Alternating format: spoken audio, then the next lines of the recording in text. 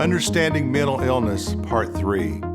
In the first section, we talked about schizophrenia. Now we're going to talk about bipolar.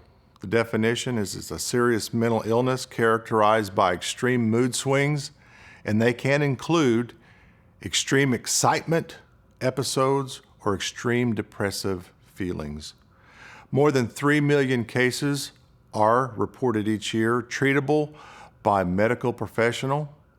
The most common ages are 18 to 35, and there's usually a family history that may increase the likelihood of bipolar. There are some common symptoms during the manic phase of bipolar. You may have extreme happiness, hopeful and excitement. There may even be irritability, anger, fits of rage, and hostile behavior, restlessness, agitation, rapid speech, poor concentration or judgment. They may have increased energy.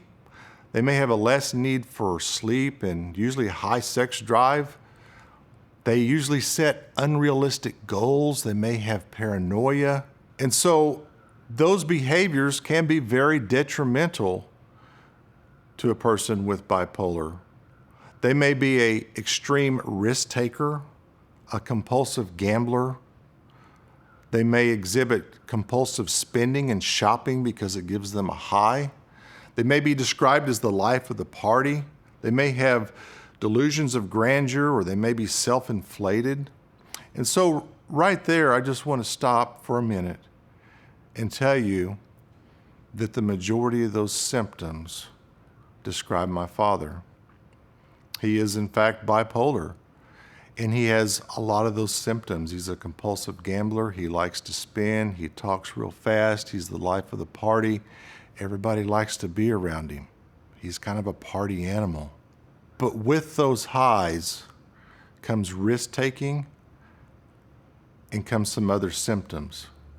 It may cause them to trigger into the depressive phase of bipolar, which includes some of these symptoms here: sadness and crying, feelings of hopelessness, worthlessness and guilt, loss of energy, loss of pleasure in everyday activities, trouble concentrating and making decisions, irritability, need for more sleep or even sleeplessness, change in appetite, weight loss or gain, impulsive behavior, suicidal thoughts or attempts. There again, that's my father. So many of his risk-taking behaviors, like the gambling, the spending, the partying, created a lot of problems for him and his family. And so as a result of that, it kind of pushed him into a depressed state. And in that depressed state, he had all those symptoms, even to the point where I was concerned about him taking his own life. And so bipolar is a very, very serious condition. It can create damaged or strained relationships.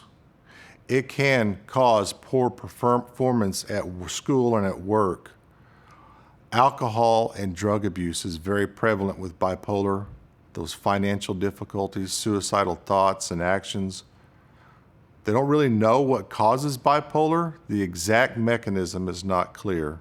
But once again, genetics has a link. It's reported in families. The brain structure.